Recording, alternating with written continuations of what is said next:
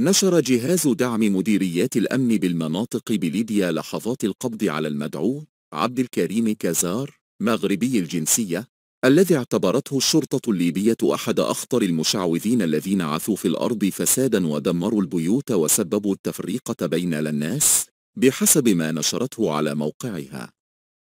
وجاء ذلك بعد مداهمة وكره داخل إحدى المزارع بمدينة تاجوراء، والذي يمارس فيه أعمال السحر والشعوذة، وذلك بعد ورود بلاغ من صاحب المزرعة حول شبهات عن المدعو.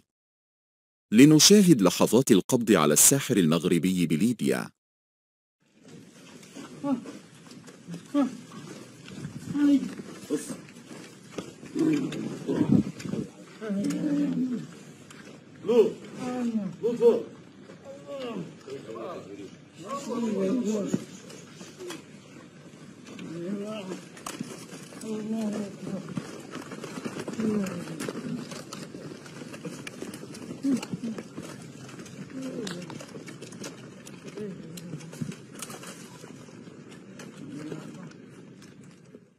وتصدر خبر القبض على أخطر مشعوذ مغربي ليس فقط على الصحافة الليبية، ولكن كذلك على الصحافة المغربية والشرق الأوسط، كما نرى على الشاشة.